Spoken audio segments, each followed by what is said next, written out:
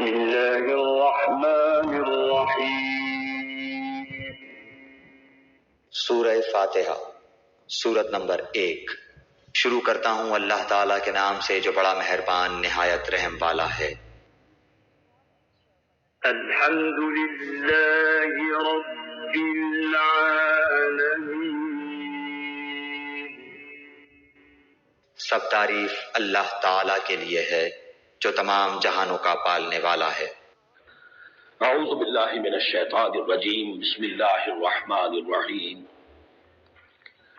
یہ سورہ مبارکہ مصحف کے اعتبار سے تو پہلی سورت ہے ہی، سب کو معلوم ہے، لیکن یہ بھی نوٹ کر لیجئے کہ یہ نزول کے اعتبار سے بھی سب سے پہلی مکمل سورت جو حضور پر نازل ہوئی وہ یہی ہے۔ اس سے قبل متفرق آیات نازل ہوئی، 5 آیتیں سورہ علق کے آغاز میں، کچھ آیتیں سورہ قلم یا سورہ نون کے آغاز میں، کچھ آیتیں سورہ مزمل کی ابتدا کی، کچھ آیتیں سورہ مدثر کے آغاز کی۔ 5ویں وحی تقریباً اس پر اجماع ہے کہ یہ سورۃ الفاتحہ کی ہے اور یہ مکمل سورت ہے جو حضور پر نازل ہوئی۔ سورۃ الفاتحہ کے معنی ہوئے افتتاحی سورت۔ فتح یفتح کے معنی ہے کھولنا، مفتاح کنجی کو کہتے ہیں، چابی کو۔ تو یہ اوپننگ سورہ آف دی قرآن، قرآن حکیم کی افتتاحی صورت۔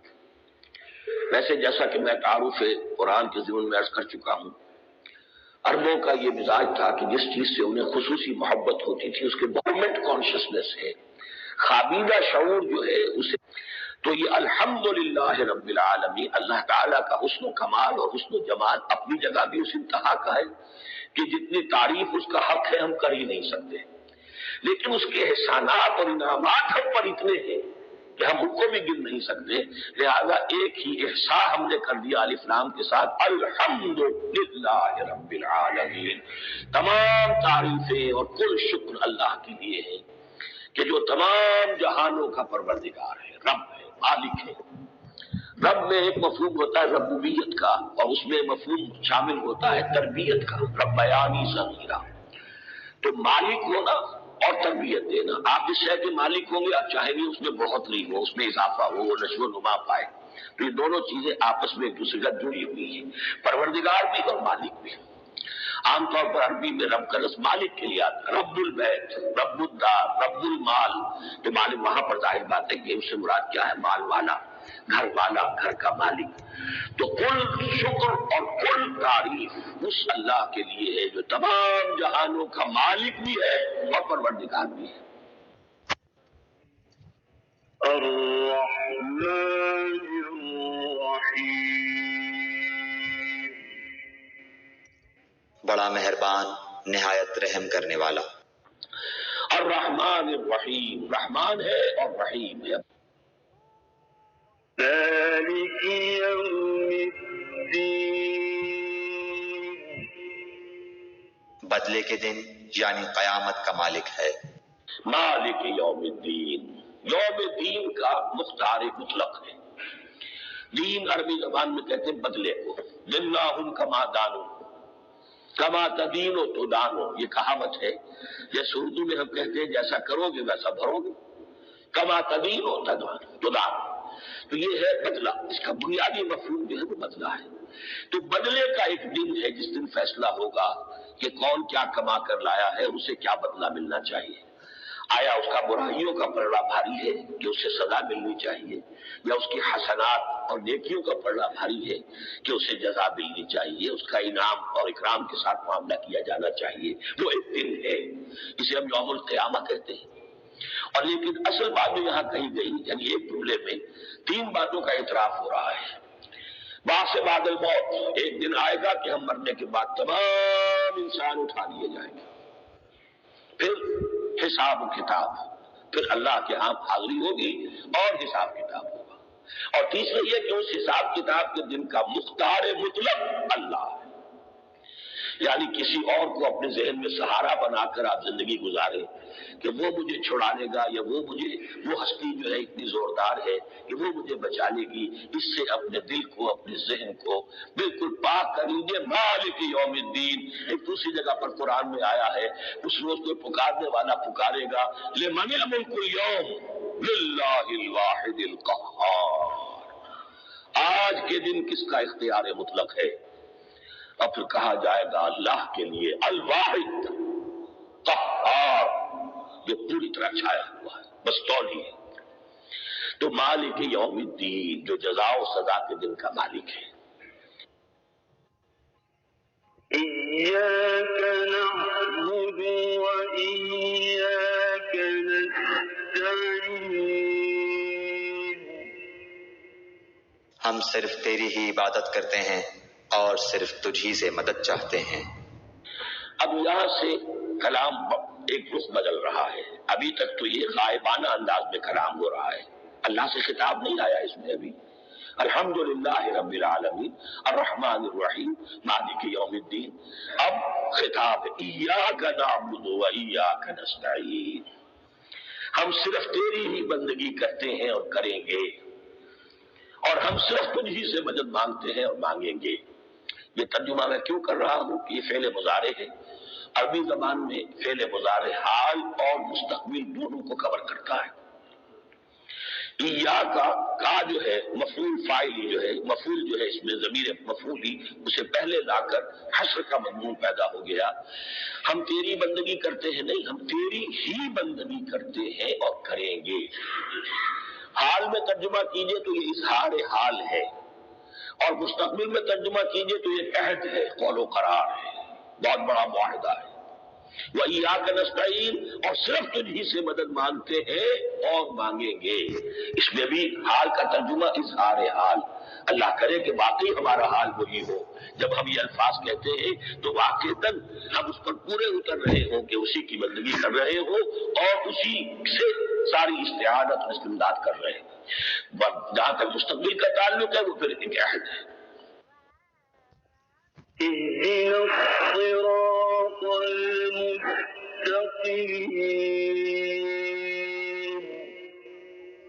ہمیں سیدھی اور سچی راہ دکھا.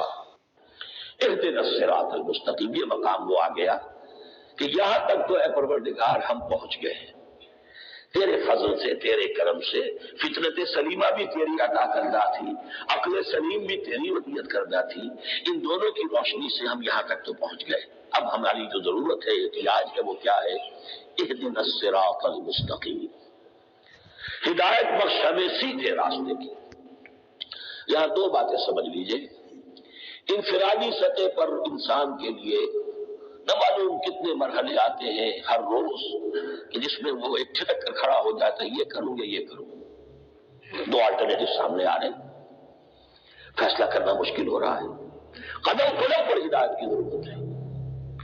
اور اجتماعی طور پر نوع انسانی تین بڑے بڑے تمدنی مسائل میں واقعہ یہ ہے کہ تسلیم کر لیا جانا چاہیے کہ عقل انسانی اس کو راستہ نہیں دکھا سکتی. عام معاشرتی سطح پر مرد اور عورت کے درمیان حقوق اور اختیارات کا کیا توازن ہو، ناممکن ہے. انسان طے نہیں کر سکتا. انسان یا مرد ہے یا عورت ہے. عورت سوچے گی اپنے جذبات کا، اپنے خیالات کا لحاظ رکھے گی. مرد کے جذبات و احساسات کا اسے اس کا کوئی تصور ہی ممکن نہیں.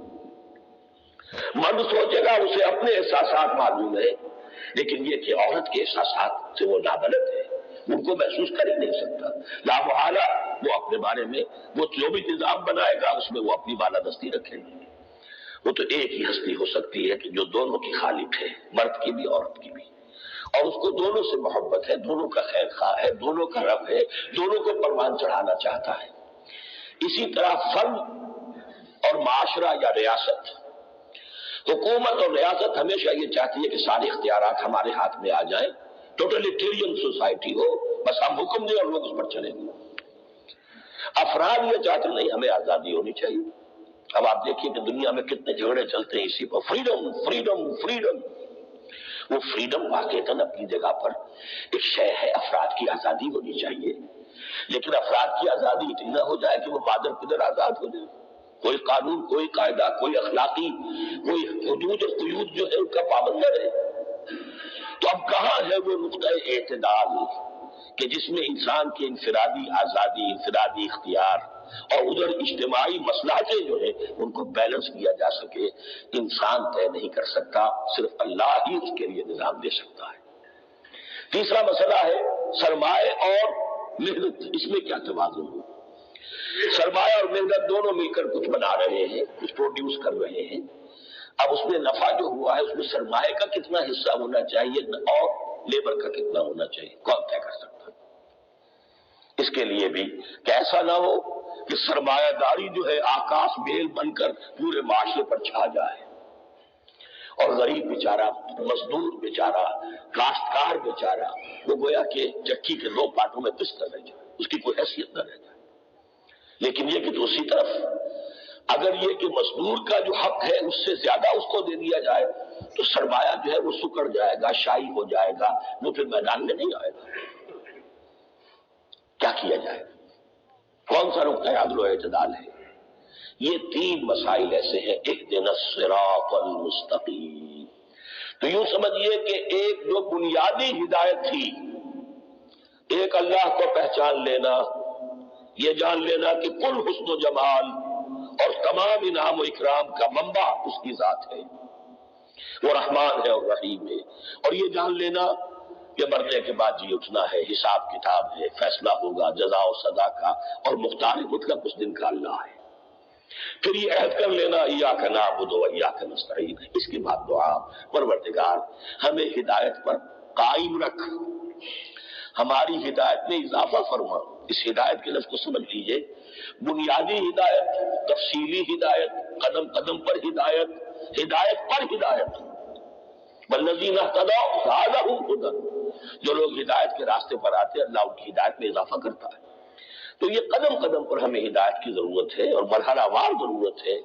ہدایت اس کو بھی کہتے ہیں کہ کسی نے آپ سے کوئی پتہ پوچھا، آپ نے کہا ادھر جانا، پھر دوسری گلی میں مڑنا، پھر جانا دو تین لائٹیں چلے جانا، پھر مڑنا، وغیرہ وغیرہ، یہ بھی ہدایت ہے، نظری طور پر آپ نے بتایا ہے۔ ایک ہدایت یہ ہوئی کہ بھائی میں چلتا ہوں آپ کے ساتھ، میں آپ کو وہاں پہ پہنچا دوں گا تاکہ آپ کو دقت نہ ہو، آپ نے منزل تک پہنچا دیا۔ ان دونوں کے درمیان، یہ تو میں نے ایک فرد کی مثال دی ہے، اللہ اور بندے کے درمیان نہ معلوم کتنے مراحل ہیں ہدایت کے۔ تو کسی وقت بھی انسان اپنے آپ کو ہدایت خداوندی سے مستغنا نہیں سمجھ سکتا، اور نہیں تو پروردگار جو ہدایت دی ہے اس کو ہدایت پر قائم رکھ۔ کیا پتہ شیطان کا کوئی حملہ، کیا پتہ ہمارے نفس کی کوئی شرارت کسی ایسے رخ پر ہمیں ڈال دے کہ اب تک کی ساری کمائی بھی ضائع ہو جائے۔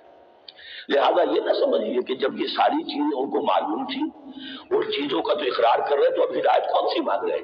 تو ہدایت کا تو بڑا میدان کھلا ہوا ہے، اور اس ہدایت کی وہ جو میں نے آخری شکل آپ کو بتائی ہے کہ منزل مقصود تک پہنچا دے، یہ ہدایت بھی قرآن مجید میں اس معنی میں بھی لفظ آیا ہے کہ اہل جنت جب جنت میں داخل ہوں گے تو جو ترانہ حمد ان کی زبان پر اس وقت ہوگا وہ کیا ہے؟ الحمدللہ الذی ہدانا لہذا وما کنا لنہتدی لولا ان ہدانا اللہ۔ کل شکر اس اللہ کا جس نے ہمیں یہاں تک پہنچا دیا، ہدایت دی یہاں تک پہنچا دیا، اور ہم ہرگز نہ پہنچ پاتے، ہم ہرگز ہدایت یافتہ نہ ہو سکتے اگر اللہ ہی ہمیں ہدایت نہ دیتا۔ اہدنا الصراط المستقیم، سیدھا راستہ۔ صراط الذين أنعمت عليهم غير المغضوب عليهم ولا الضالين۔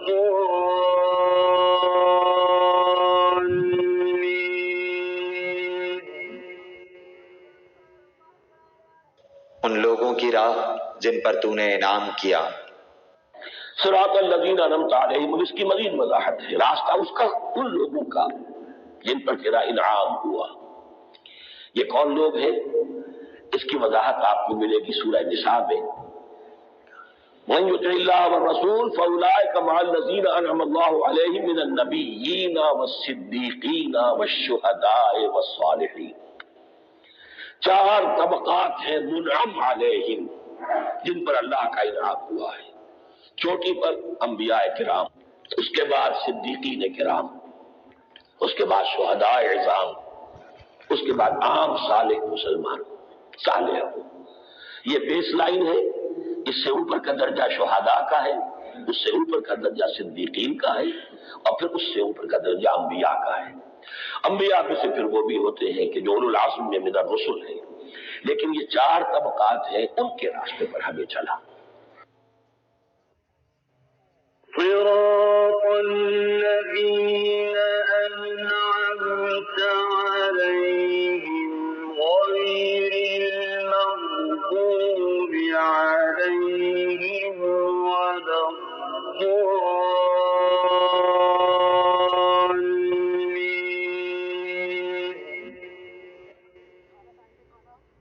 ان کی نہیں جن پر غضب کیا گیا، اور نہ گمراہوں کی۔ غیر المغضوب علیہم ولا الضالین، جو مغضوب علیہم نہیں ہوئے، جن پر تیرا غضب نہیں ہوا۔ اور غضب ہوتا ہے ان پر کہ جو ہدایت کے واضح ہونے کے بعد ہدایت کو ترک کرتے ہیں، وہ ہے مغضوب علیہم۔ جنہیں ہدایت مل گئی ہو، ہدایت کو پہچان لیا ہو، پھر اپنی شرارت نفس کی وجہ سے، اپنی نفسانیت کی وجہ سے، اپنے تکبر کی وجہ سے، اپنے حسد کی وجہ سے وہ اس حق کو رد کر دے، اس کو ترک کر دے، ان پر اللہ کا غضب آتا ہے۔ اور اس میں اس کی بہت بڑی مثال تاریخ کے اعتبار سے یہودی ہے۔ اللہ نے انہیں ہدایت دی، کتابیں عطا کی، تورات، انجیل، زبور، سینکڑوں نبی ان میں مبعوث کیے، 1400 برس تک نبوت کا تار ٹوٹا ہی نہیں، مسلسل۔ ابتدا میں بھی 2 نبی، موسیٰ اور ہارون، اور اختتام پر بھی 2 نبی، عیسیٰ اور یحییٰ علیہ السلام، اور ان کے مابین کوئی لمحہ نہیں آیا ہے تاریخ بنی اسرائیل میں جبکہ کوئی نہ کوئی نبی موجود نہ ہو۔ لیکن انہوں نے اپنی شرارت نفس کی وجہ سے ہدایت تورات سے بھی منہ موڑا، اور پھر سب سے بڑی بات یہ کہ ہدایت محمدی سے، ہدایت قرآنی سے بھی صلی اللہ علیہ وسلم منہ موڑا۔ وہ ہے مغضوب علیہ ولا الضالین، اور نہ ہی گمراہ ہوئے۔ یہ لفظ جو آتا ہے عربی زبان میں گمراہ کا بھی ہے اور تلاش حق میں بھٹکنے والے کا بھی ہے۔ ایک وہ شخص ہے جس پر حق ابھی واضح نہیں ہوا، وہ تلاش میں ہے، اس کے لیے بھی ضال کا لفظ آئے گا۔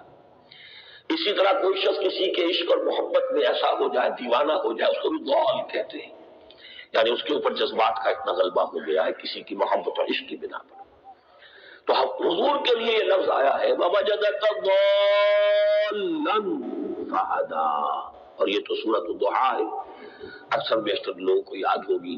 تو یہ جو ضال کا لفظ ہے، اس میں سمجھ لیجئے ضروری نہیں ہے کہ وہ گمراہ ہو، بلکہ وہ بھی کہ جو ابھی راہ ہدایت کی طلب میں، اس کے حصول کے لیے اس کی تلاش میں کوشاں ہیں، اور وہ بھی کہ جو کسی مغالطے کی وجہ سے حق سے منحرف ہو جائے۔ یہ بھی جان دیجئے کہ ایک ہے بدنیتی، تکبر، حسد، حق کو جان کر پہچان کر رد کر دینا یا چھوڑ دینا یا ترک کر دینا۔ ایک ہے کسی غلطی میں، کسی جذبات کے اندر آ کر، کسی ظلم کے اندر مبتلا ہو کر اور حق سے منحرف ہو جانا۔ اس کی جو سب سے بڑی مثال ہے وہ نصارہ ہے، عیسائی ہے۔ حضرت مسیح کو انہوں نے مانا لیکن غلو کیا۔ یہ لفظ آئے گا آگے، لا تغلوا فی دینکم، اپنے دین میں غلو نہ کرو۔ جیسے ہمارے ہاں بھی بعض لوگ ہیں جو حضور صلی اللہ علیہ وسلم کی تعریف میں، حضور صلی اللہ علیہ وسلم کے ساتھ اپنی محبت کے اظہار میں غلو کر جاتے ہیں۔ یہ انتہا درجے کو ہو گیا تھا حضرت مسیح علیہ السلام کے ماننے والوں میں، اور اس کی بنا پر انہوں نے تثلیث کا عقیدہ ایجاد کر لیا اور حضرت مسیح علیہ السلام کو اللہ کا بیٹا بنا دیا۔ تو اس کی سب سے بڑی مثال ضالین کی اس اعتبار سے کہ ہدایت پانے کے بعد کسی بدنیتی سے نہیں بلکہ کسی اچھے جذبے میں غلو کی وجہ سے، رسول سے محبت کرنا تو اچھا جذبہ ہے لیکن یہ محبت بھی ایک حد میں رہنی چاہیے۔ غلو کرے گی تو ظاہر بات ہے کہ اس کے بعد وہ گمراہی کی طرف لے جائے گی۔ یہ ہے اس سورہ مبارکہ کا ترجمہ، اور اس کے بعد آخر میں آمین کہنا، یہ مضمون بھی ہے، کہنا چاہیے۔ البتہ اختلاف یہاں بھی صرف اتنا ہے کہ نماز میں جب آپ امام کے ساتھ ہیں، وہ اگر جہری قرات کر رہا ہے تو آیا اس کے بعد آپ کو بھی بالجہر کہنا ہے آمین یا نہیں کہنا، یہ اختلاف ہے، ان میں کوئی فرق واقع نہیں ہوتا۔ یہ چیز متفق علیہ کہ کہنا ہے آمین، بلکہ یہ آمین تو یہودیوں میں ہے، یہ آمین جو ہے یہ عیسائیوں میں بھی ہے۔ ان کی بھی جو لارڈس پریئر ہے اس کے بعد آمین، وہ آمین کہتے ہیں، اور فرق وہ لفظ ایک ہی ہے، اس لیے کہ عبرانی زبان اور عربی زبان، یا تو ہم یہ کہہ سکتے ہیں کہ دونوں بہنیں ہیں، کوئی ایک مشترک زبان تھی ان کی ماں جس کی یہ دو بیٹیاں ہیں، اور یا یہ کہنا پڑے گا کہ عربی زبان کی ماں جو ہے وہ عبرانی زبان ہے۔ بہرحال بڑا قریبی رشتہ عربی کا اور عبرانی کا ہے، اس اعتبار سے وہ آمین۔ اب آپ کو معلوم ہے ہم السلام علیکم وہ کہتے ہیں، وہ شلوم کہتے ہیں، تو فرق کیا ہے؟ وہ تو تلفظ کا فرق ہے۔ اب میں اس سورہ مبارکہ کے بارے میں خاص حدیث آپ کو سنانا چاہتا ہوں، اور اسی سے در حقیقت جو امام ابو حنیفہ کا موقف ہے رحمۃ اللہ علیہ، اس کی حقانیت مزید مبرہن ہو جائے گی۔ یعنی کیا کہ آیت بسم اللہ سورہ فاتحہ کا جز نہیں ہے، سورہ فاتحہ الحمدللہ رب العالمین سے شروع ہوتی ہے۔ وہ میں آپ کو بتانا بھول گیا کہ جن کے نزدیک یہ آیت سورت کا جز ہے وہ پھر جہری قرات میں بسم اللہ الرحمن بھی بلند آواز سے کہیں گے، اور جن کے نزدیک یہ سورہ فاتحہ کا جز نہیں ہے وہ نہیں کہیں گے، وہ الحمدللہ رب العالمین سے قرات کریں گے۔ تو کوئی فرق نہیں ہے بنیادی۔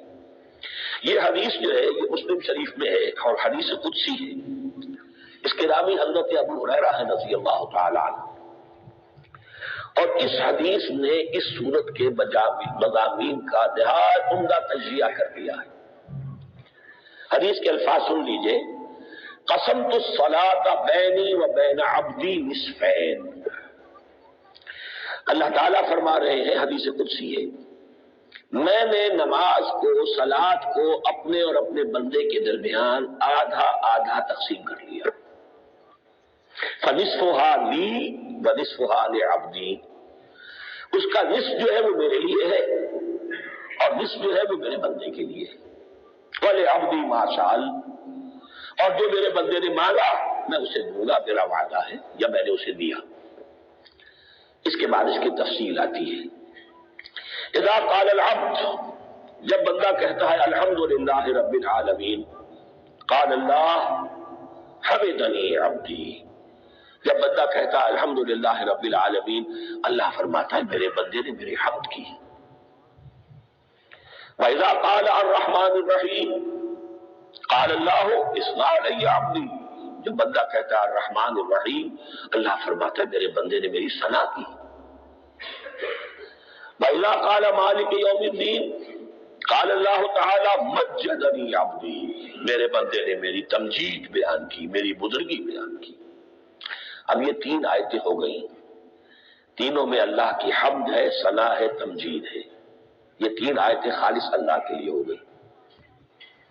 اب چوتھی آیت آئی، ایاک نعبد و ایاک نستعین، اس کے بارے میں جب بندہ کہتا ہے اذا قال العبد ایاک نعبد و ایاک نستعین، قال اللہ تعالی ھذا ما بینی و بین عبدی فلعبدی ما سأل، یہ میرے اور میرے بندے کے درمیان ہے۔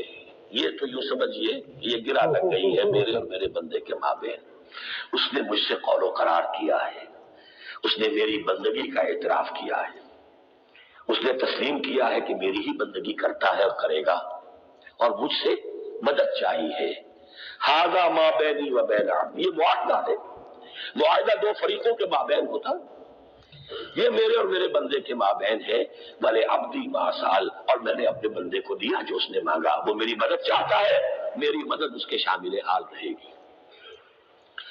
فَإِذَا قَالَ، اور جب بندہ کہتا ہے اهْدِنَا الصِّرَاطَ الْمُسْتَقِيمَ صِرَاطَ الَّذِينَ أَنْعَمْتَ عَلَيْهِمْ غَيْرِ الْمَغْضُوبِ عَلَيْهِمْ وَلَا الضَّالِّينَ، قَالَ اللَّهُ تَعَالَى هَذَا لِعَبْدِي وَلِعَبْدِي مَا سَأَلَ، یہ تین آیتیں یہ میرے بندے کے لیے، اهْدِنَا الصِّرَاطَ الْمُسْتَقِيمَ، اسی صراط مستقیم کی وضاحت ہے مثبت، صراط الذین انعمت علیہم، اسی صراط المستقیم کی وضاحت ہے منفی انداز میں، غیر المغضوب علیہم ولا الضالین، یہ سب میرے بندے کے لیے ہے، اور میں نے اپنے بندے کو دیا جو اس نے مانگا۔ اس کو میں نے ایک مرتبہ یہ ترازو کی شکل میں اس کو لکھوایا تھا، دیکھیے کہ ایاک نعبد و ایاک نستعین، یہ ہے وہ ترازی کی وہ ڈنڈی، واو جو ہے ایاک نعبد و ایاک نستعین، واو جو ہے گویا کہ وہ مٹھ ہے جس سے کہ ترازو کو پکڑا جاتا ہے، ادھر ایک پلڑا ہے جس کی 3 آیتیں ہیں، الحمدللہ رب العالمین الرحمن الرحیم مالک یوم الدین۔ اس کا نتیجہ کیا نکلا؟ ایاک نعبد۔ آپ نے شاید یہ سنا بھی ہو، ایک بہت ہی عمدہ قرات کا جو ریکارڈ ہے قاری عبدالباسط عبدالصمد کا، وہ یہاں سے چل کر سورہ فاتحہ کی قرات کر کے ایاک نعبد پر آ کر رکتا ہے۔ الحمدللہ رب العالمین الرحمن الرحیم مالک یوم الدین ایاک نعبد۔ گویا کہ یہاں یہ سورت بالکل ہاف ہو گئی ہے۔ 3 آیتوں میں اللہ کی حمد ہے، ثنا ہے، تمجید ہے، جس کا نتیجہ ہم تیری ہی بندگی کرتے ہیں، تیری ہی اطاعت کریں گے۔ لیکن اب اس کے بعد سوال ایاک نستعین، اسی کی جو استعانت کیا درکار ہے ہمیں؟ ہدایت۔ ہدایت سب سے بڑی استعانت ہے، ہدایت ہی تو سب سے بڑی مدد ہے۔ اہدنا الصراط المستقیم صراط الذین انعمت علیہم غیر المغضوب علیہم ولا الضالین۔ یہ ایاک نستعین کے حکم کے ساتھ یہ 3 آیتیں آ گئیں۔ اہدنا الصراط المستقیم صراط الذین انعمت علیہم غیر المغضوب علیہم ولا الضالین۔